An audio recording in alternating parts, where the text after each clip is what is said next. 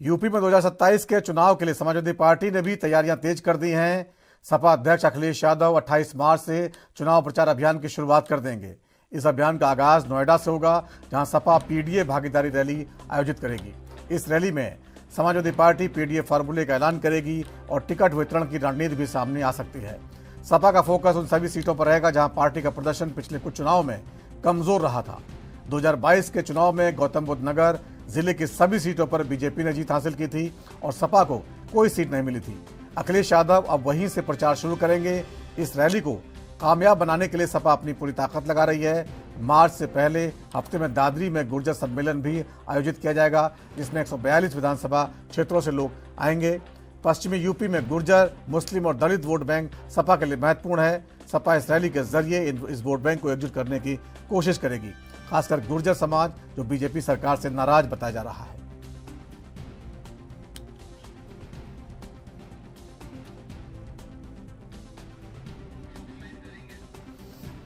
तो 2027 के चुनाव के लिए सभी पार्टियां जो है कमर कस चुकी हैं।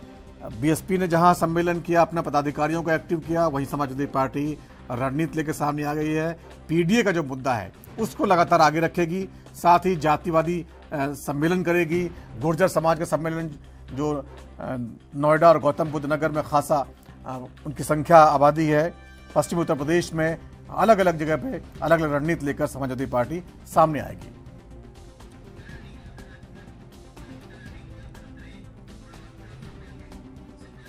समाजवादी पार्टी के प्रवक्ता डॉक्टर निखिल खत्री हमारे साथ जुड़ चुके हैं। निखिल जी, अभी से तैयारियां शुरू कर दी हैं। अखिलेश यादव जी ने गौतम बुद्ध नगर से बड़ी रैली करने वाले हैं मार्च में। सबसे पहले एएनबी न्यूज का टीवी का सभी को नमस्कार।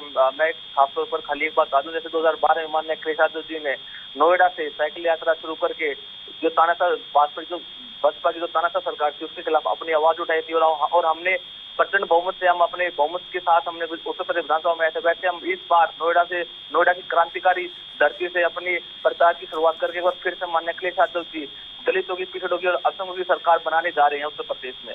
और इसके साथ साथ अगर हम देखेंगे तो मैं समझता हूँ कि कहीं ना कहीं पश्चिमी उत्तर प्रदेश एक ऐसा, मैं कह सकता हूँ कि एक ऐसी जगह है जहाँ पर हमेशा क्रांतिकारियों ने हमेशा अपना योगदान दिया है और उन क्रांतिकारियों को जोड़ते हुए साथ साथ हमारे गुर्जर समाज के, हमारे अल्पसंख्यक समाज के, हमारे जाट समाज के, हमारे दलित समाज के, हम सभी को जोड़कर एक ऐसी रैली करने जा रहे हैं जो हमेशा एक संदेश देती है कि उत्तर प्रदेश में फिर से साइकिल दौड़ने वाली है।